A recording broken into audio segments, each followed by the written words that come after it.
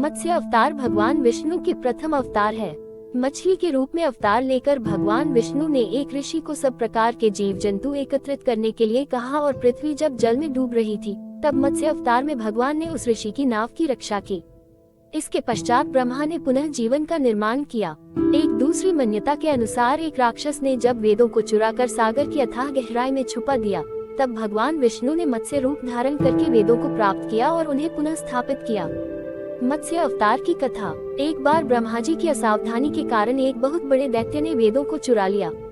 उस दैत्य का नाम हयग्रीव था। वेदों को चुरा लिए जाने के कारण ज्ञान लुप्त हो गया। चारों ओर अज्ञानता का अंधकार फैल गया और पाप तथा अधर्म का बोलबाला हो गया। तब भगवान विष्णु ने धर्म की रक्षा के लिए मत्स्य रूप धारण करके हयग्रीव का वध किया और वेदों की रक्षा की। भगवान ने मत्स्य का रूप किस प्रकार धारण किया, इसकी विस्मयकारिणी कथा इस प्रकार है। कल्पांत के पूर्व एक पुण्यात्मा राजा तप कर रहा था। राजा का नाम सत्यव्रत था। सत्यव्रत पुण्यात्मा तो था ही, बड़े उदार हृदय का भी था। प्रभात का समय था, सूर्योदय हो चुका था। सत्यव्रत कृतमाला नदी में स्नान कर रहा था। उसने स्नान करने के पश्चात जब तर्पण के लिए अंजलि में जल लिया तो अंजलि में जल के साथ एक छोटी सी मछली भी आ गई। सत्यव्रत ने मछली को नदी के जल में छोड़ दिया।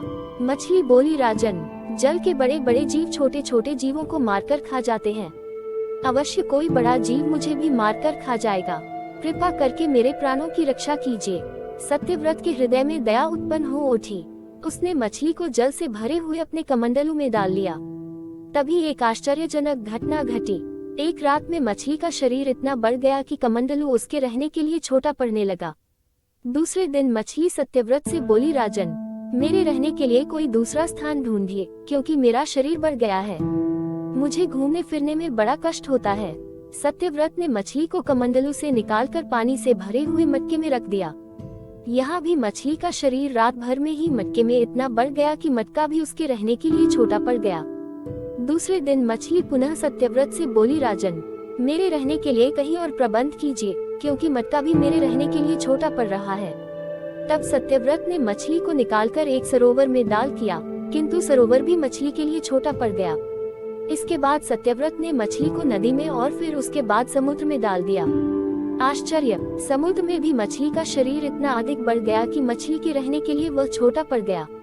अतः मछली पुनः सत्यव्रत से बोली, राजन, ये समुद्र भी मेरे रहने के लिए उपयुक्त नहीं है। मेरे रहने की व्यवस्था कहीं और कीजिए। अब सत्यव्रत विस्मित हो उठा। उसने आज तक ऐसी मछली कभी नहीं देखी थी। वह विस्मय भरे स्वर में बोला, मेरी बुद्धि को विस्मय के सागर में डुबो देने वाले आप कौन हैं? मत्स्य रूपधारी श्रीहरि ने उत्तर दिया, राजन, हयग्रीव नामक दैत्य ने वेदों को चुरा लिया है। जगत में चारों ओर अज्ञान और अधर्म का अंधकार फैला हुआ है। मैंने हयग्रीव को मारने के लिए ही मत्स्य का रूप धारण किया है। आज से 7वें दिन पृथ्वी प्रलय के चक्र में फिर जाएगी। समुद्र उमड़ उठेगा, भयानक वृष्टि होगी, सारी पृथ्वी पानी में डूब जाएगी। जल के अतिरिक्त कहीं कुछ भी दृष्टिगोचर नहीं होगा। आपके पास एक नाव पहुँचेगी। आप सभी अनाजों और औषधियों के बीजों को लेकर सप्त ऋषियों के साथ नाव पर बैठ जाएगा।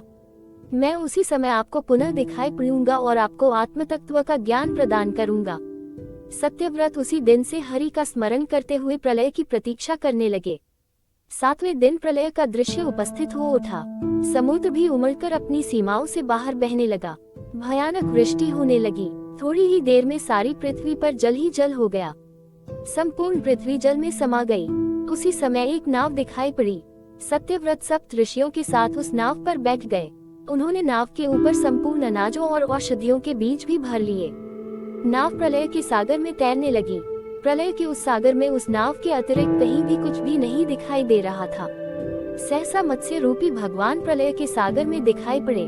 सत्यव्रत और सप्त ऋषि गण Matsya Rupi Bhagavana ki Prarthana Karain Lage, Bhagavana se Admajnana Pakara Satyavrata ka Javana Danya ho Yutha, Ve Jit Hai Javana Mukta ho Gai, Pralaya ka Prakopa Santa Hon Para Matsya Rupi Bhagavana ne Hayagriva ko Marakara USA's Veda China Lai, Bhagavana ne Brahmaji ko Puna Veda Dadai, Isa Prakara Bhagavana ne Matsya Rupa Dharana Karaki Vedam ka Adara Takiya Hai, Satha Hai Sansara ke Pranayam ka Bi Amita Kalyana Kiya.